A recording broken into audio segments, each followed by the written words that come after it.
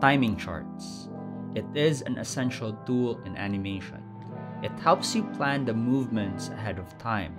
And if you have watched a lot of videos about how to read it but still don't get it, then this video is for you. Hi, I'm Marvin Te and welcome to Plainly Simple. And today we're gonna teach you how to read timing charts.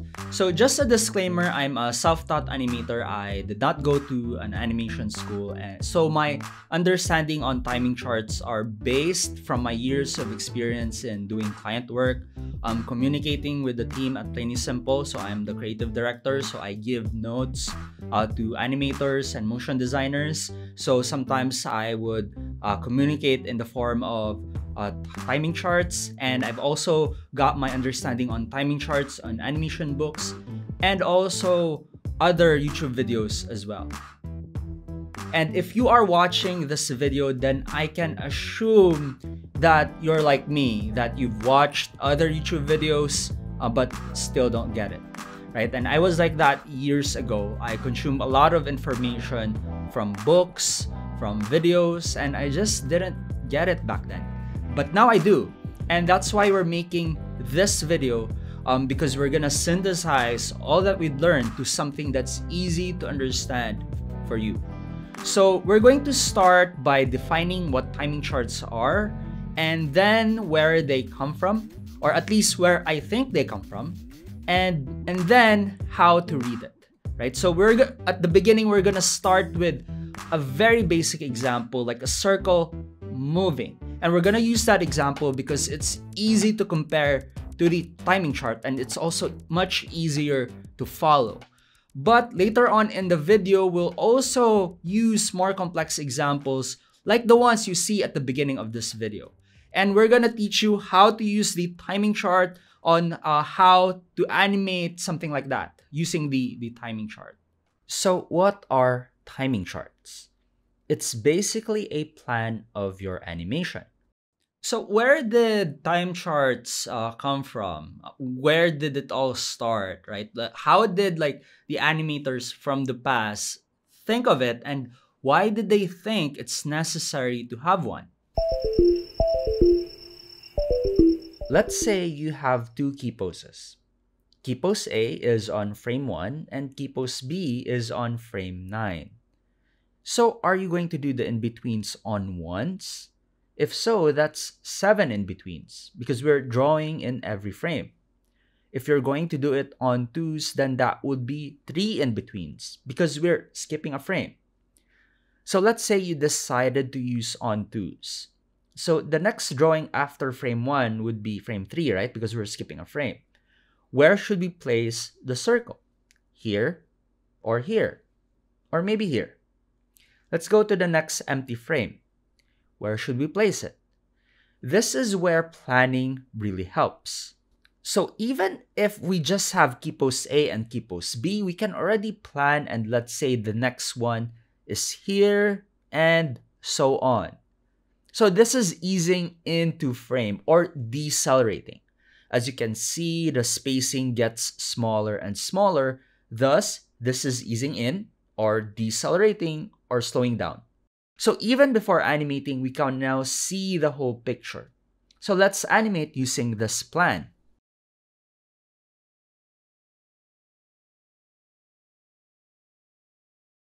So I don't really know the actual history of this, so I can only assume or make an educated guess.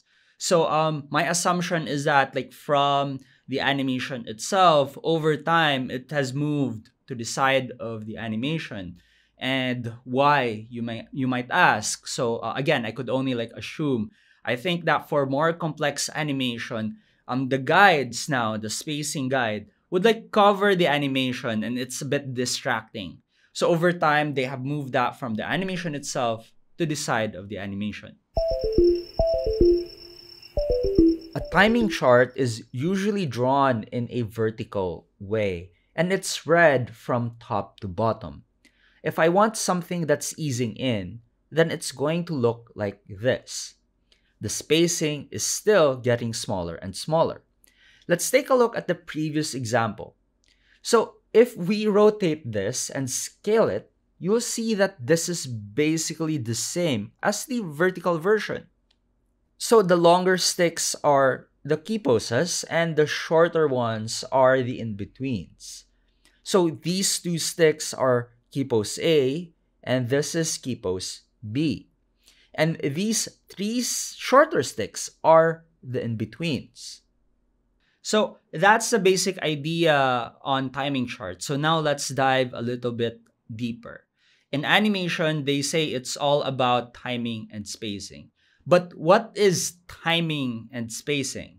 So you really need to understand this first, the difference between timing and spacing, for you to understand timing charts better.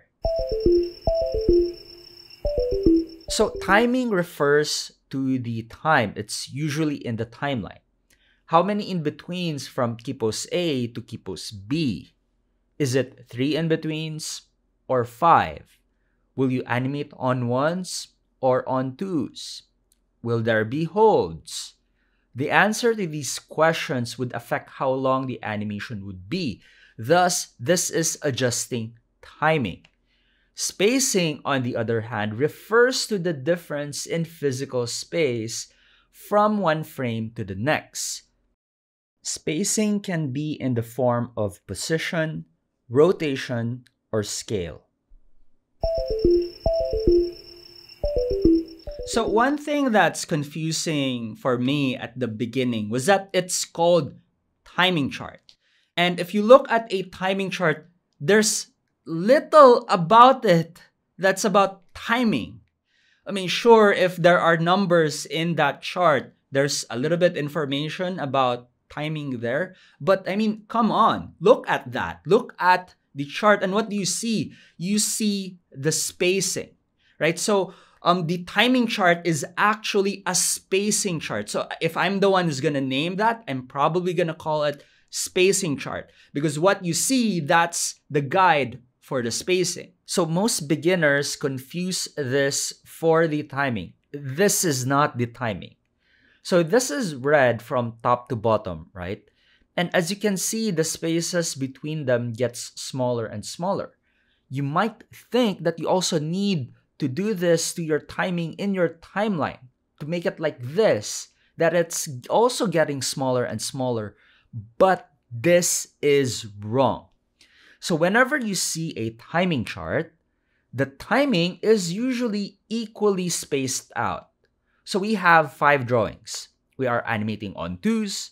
Frame 1 is a key pose. We'll put the number on top and circle it. Frame 9 is also a key pose. Let's put that number below the last line and circle it. The circle would indicate that these two are key poses. These frames are these in the timeline. And let's put a number to the in-betweens, 3, 5, and 7. As you can see, they are equally spaced out in our timeline. So what this spacing in our guide refers to is the spacing from one drawing to the next. So in our guide, frame 3 is placed at the middle of frame 1 and 9, or the half of frame 1 and 9. So in the animation, frame 3 is also at the half of frame 1 and 9. And from there, you'll see the spacing from 3 to 5 is much smaller than the spacing from frame 1 to 3. So in the animation, we need to place the drawing in frame 5 that matches our guide. And if you look at the guide, frame 5 is at the half of frame 3 and 9. So in the animation, it should also be the same. So if in the guide, we'll place frame 7 in the middle of frame 5 and 9, in our animation, we should also place it at their middle.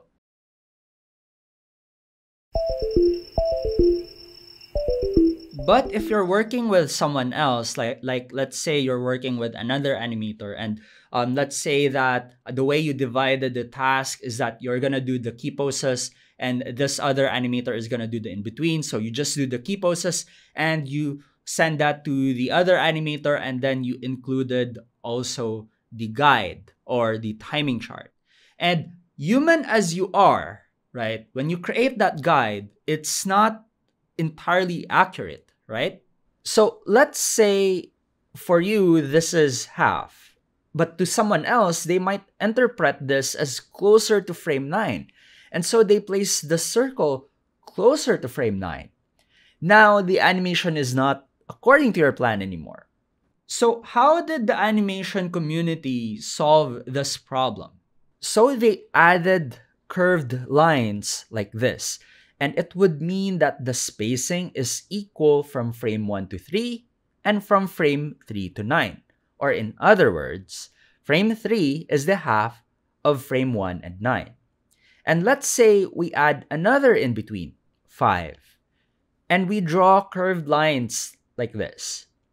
This means that the distance from frame 3 to 5 and frame 5 to 9 are equal. So if we read the whole chart, it would mean that frame 3 is the half of frame 1 and 9, and frame 5 is the half of frame 3 and 9.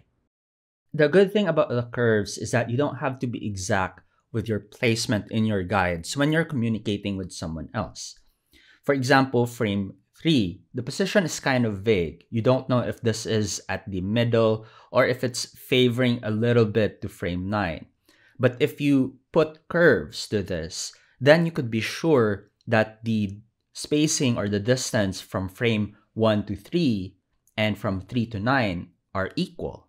And if those two spacing are equal, then that means that frame 3 is positioned at the middle of frame 1 and 9.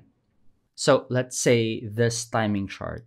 So the way I interpret this is that frame 3 is favoring towards frame 1. But if we're going to draw curved lines like this, then I could be sure that the spacing from frame 1 to 3 and 3 to 9 are equal. But if we remove that, then this becomes favoring. Let's try a different example. So this means that the spacing from frame 1 to 3, 3 to 5, and 5 to 9 are all equal. So how about like this? This means that there's an imaginary frame here, and the spacing from frame 1 to 3, and 3 to the imaginary frame, and the imaginary frame to 9 are all equal. So the result is frame 3 is not at the half of frame 1 and 9, but it's favoring a little bit to frame 1. Now, let's exaggerate. How do you read this?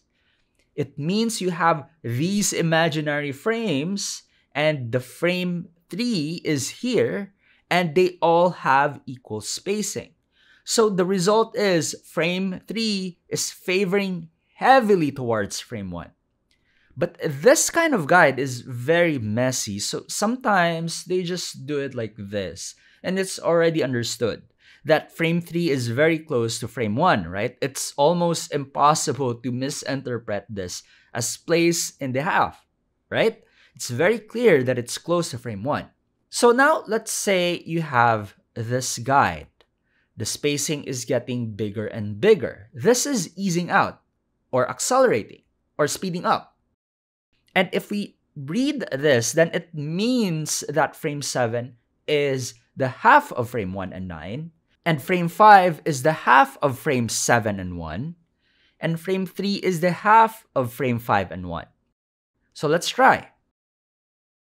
We can't really start at frame 3 because we lack information. So it's like a puzzle. You need to do frame 7 first, and that's the half of frame 1 and 9. And now we have the position of frame 7. We can now do frame 5, and it's the half of frame 7 and 1. And once we have frame 5, we can do frame 3, and it's the half of frame 5 and 1.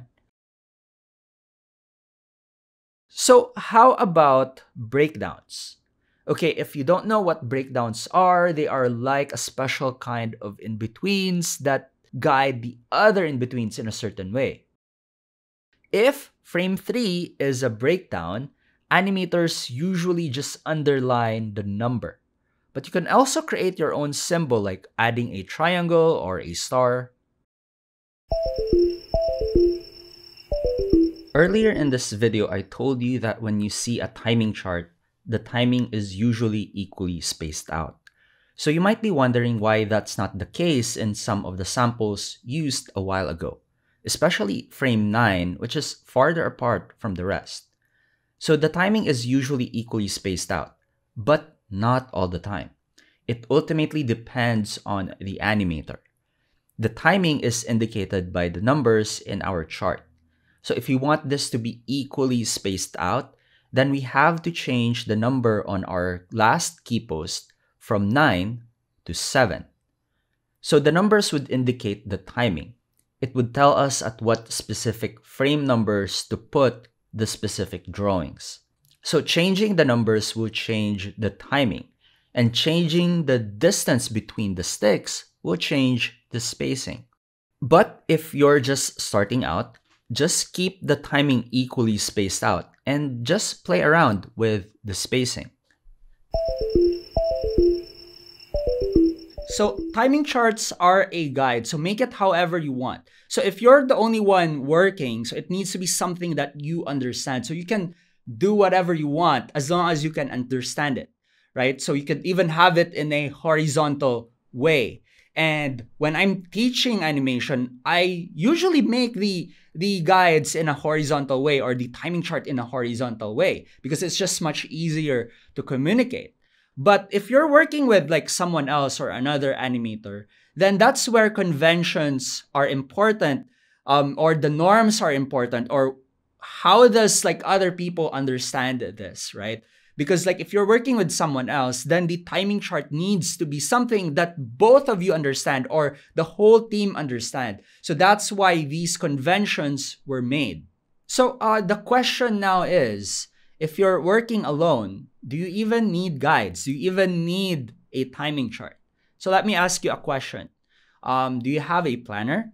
Do you take down notes? If you're gonna go grocery shopping, do you prepare a list of what you're going to buy? Basically, these things are for your own consumption, right? So if you like make plans, like where you're going this week or next week, you write that down in the planner, right? So that you won't like forget. So it's basically telling your future self that this is what you're going to do. The same is true for timing charts, right? So it's basically a plan, right? So in animation or in projects, we schedule, right? So normally I start by planning. I try to imagine what the animation is going to look like, and then I write down or I make a timing chart for myself so that tomorrow, when I'm going to animate it, I don't have to plan anymore. I'm just going to follow the plan. So let's say I made the key poses and I send these to you along with the guide. Since it's not just me anymore and I have to communicate my plan to you, I'm going to use the conventional timing chart with curves. If you're loving this tutorial so far, you might want to consider joining our channel. By joining, you get to access members-only lessons, access to the community, and get feedback to your drills. If you're interested, click the join button below or click the link in the description. Now let's get back to the tutorial. So this is key pose 1 and this is key pose 11. This is easing in. So frame 3 is the half of frame 1 and 11. So half doesn't only mean the position but in every aspect. The eyes are half closed, the mouth is also half open, etc.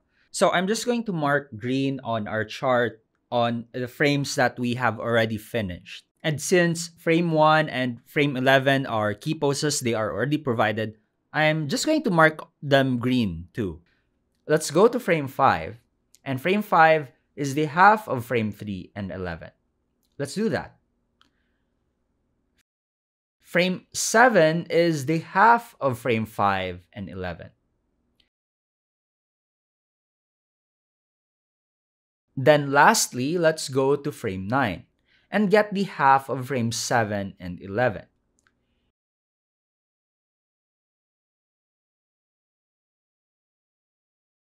This is the result. Now, if we're going to add background and lighting, this is going to be the result. let's use a different example. So this is key pose 1 and this is key pose 9. The guide is the opposite of what we have before. This is easing out. So we can't do frame 3 yet because we lack the information. We need to do frame 7 first. So let's go there and get the half of frame 1 and 9. Now that frame 7 is done, we can now do frame 5. So let's go there and draw the half of frame 1 and 7.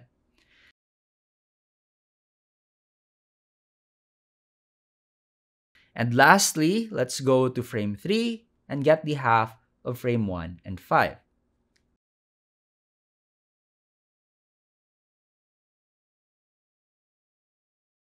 This is the result. Let's use a different example. So I'm going to demonstrate using the main animation first and just do the details and the hair after. So let's start without the details and the hair. So this is key pose 1 and this is key pose 27. This may seem complicated, but it's not really that hard. This is easing out then easing in. So we accelerate, maintain speed. As you can see, these frames have equal spacing. Thus, it would feel like we're just maintaining speed in these areas. And then lastly, we decelerate. So there's a lot of curves here, but if we start at the outer part and move towards the inner curves, then it's going to make it a lot easier. This also tells us the order of how we'll draw the frames, which frames we should do first, etc. So we can't do frame 7 first because then we would need frame 9 to get frame 7. And we can't do frame 9 because then we would need frame 13. So that's why it's easier to look at the outer side of the curves first so that you'll know the first frame that you're going to do. And that's frame 13. It's also the only frame that's not dependent on any other frame aside from the key pose 1 and 27. So other frames like frame 9 is dependent on 13. So frame 1 is already provided, but it needs 13 so that you could get 9. 17 is also dependent on 13. It's also dependent to 27, but 27 is already provided. Frame 15 is also dependent on 13 and 17. So you needed 2 frames here that's not like created yet. So you really can't do 15 first. And 11 is also dependent on frame 9 and 13. And frame 9 and 13 are not done yet, so you can't do frame 11. So the only possible frame that we could do here is 13 because with 13, you need 1 and 27, and those are already provided. So 13 is the half of frame 1 and 27. So when we say half, it's half of everything. The animation here involves camera movements.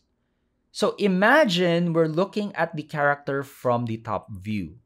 And let's say this is the camera. So this is frame 1 and this is frame 27. Notice that not only the character moved, but the camera as well. So when we'll do frame 13, it's going to be half of the action plus half of the camera movement. So let's do that. Now that frame 13 is done, we now have more options on what we can do next. We can either do frame 9 or frame 17. Both of those frames are already possible because 13 is done.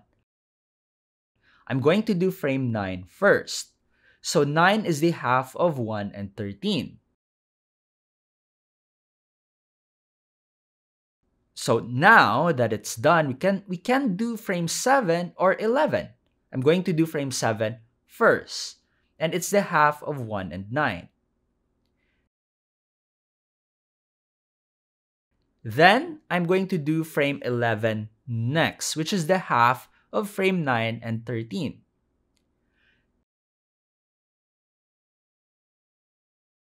Now we have enough information to do frame 5.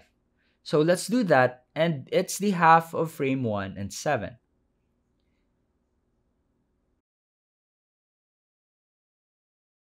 let's do frame 3, and it's the half of frame 1 and 5.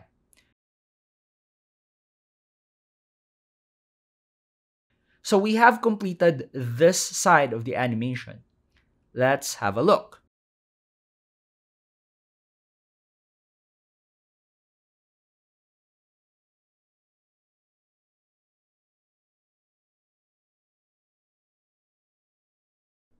So next, the only possible frame that we can do next is frame 17. So let's do that. This is the half of 13 and 27.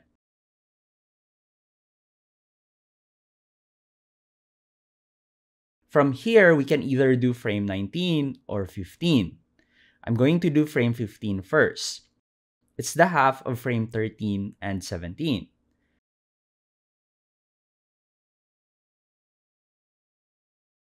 Then let's do frame 19, which is the half of frame 17 and 27.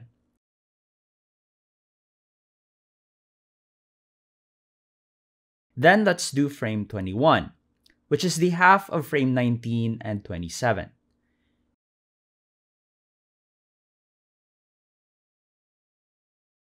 Then let's do frame 23, which is the half of frame 21 and 27. Lastly, let's do frame 25, which is the half of frame 23 and 27.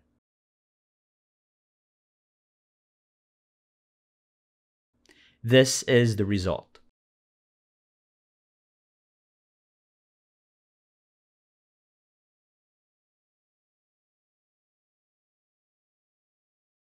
Now I'm going to do the details, and basically whatever order we did for the main animation, that's going to be the same order that we're gonna do with the details. So I'm just gonna make the time lapse super fast because basically it's just the same order that we did with the main animation.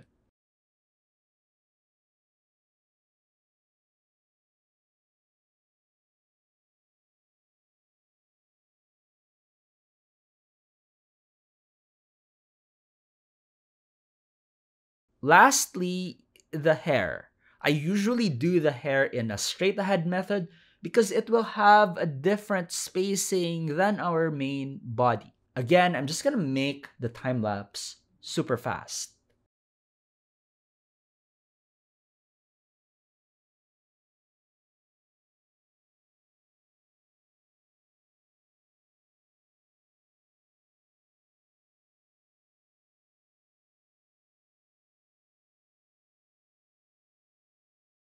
And this is the result.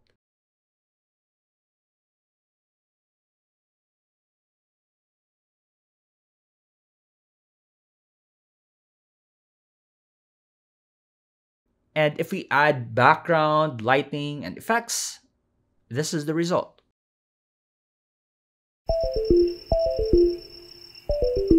So a timing chart can only hold 2 key poses at a time. So what do you do if you have multiple key poses? You also need multiple timing charts. In this example, frame 1 and 9 are key poses. And by the time you reach frame 9, a different set of timing chart would be used. And in this timing chart, the key poses are frame 9, which is now above, right? And it's this frame. And frame 15, which is the one below, it is this frame. And by the time you reach frame 15, you will now have a different set of timing chart to use. And the key poses in this chart are frame 15 and frame 21. So this timing chart refers to frames 1 to 9. And if you look at the graph, the way you read this is that frame 3 is the half of frame 1 and 9. And frame 5 is the half of frame 3 and 9. So we can't do frame 5 first because then we would need frame 3. So the only possible frame that we could do is frame 3. So let's go to frame 3 and get the half of frame 1 and 9. But before we do that, take a look at the graph. Take a look at frame 3. This is underlined, so this signifies that it's a breakdown. And we have some notes here to delay the foot. So let's delay the foot and everything else on halves.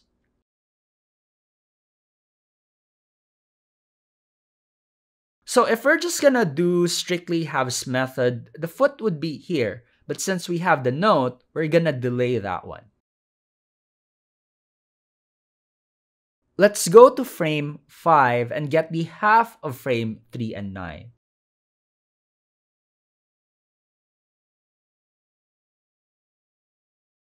Let's go to frame 7, but wait, there's no curves. So this isn't half. And if we look at the guide, it's very clear that it's favored heavily towards frame 9. So let's do that.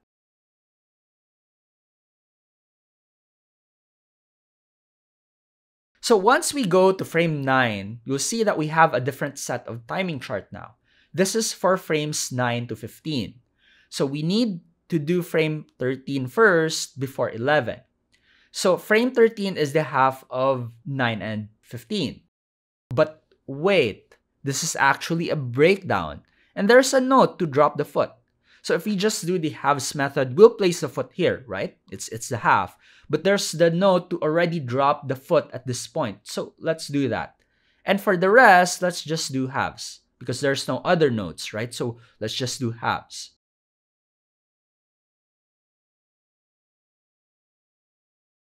Then for frame 11, again, we don't have curves, so this isn't half, but instead heavily favoring towards 9.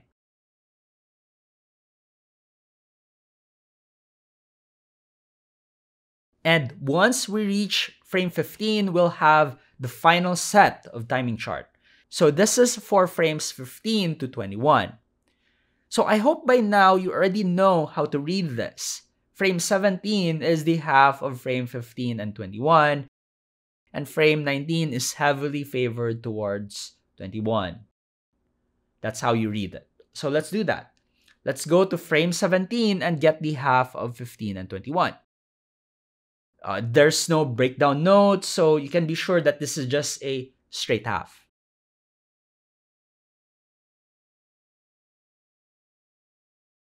And frame 19 is favored towards frame 21.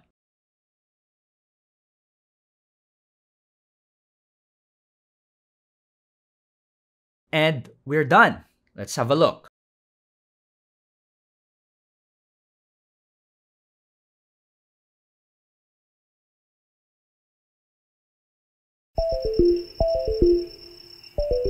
So if you finally understood timing charts because of this video, please leave a comment telling us that you finally understood timing charts. It means the world to me that I've helped someone understand an animation concept. So if you like this video and this helped you, please let us know. Also, if you still don't understand timing charts, then you could also leave a comment and ask us a question, and we'll try our best to answer it.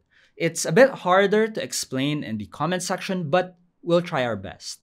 And if you want to support our channel, if you like this video and want to see more of it, and you want to support us in creating more quality tutorials like this, then you might want to consider joining our channel by clicking the join button below. By joining, it's like hitting two birds with one stone. On one side, you get to support us. On the other side, you get to access members-only lessons, access to the community, and get feedback on your drills. So that's it. If you like this video, please give it a thumbs up. Subscribe if you haven't already. And I'm going to see you in the next video.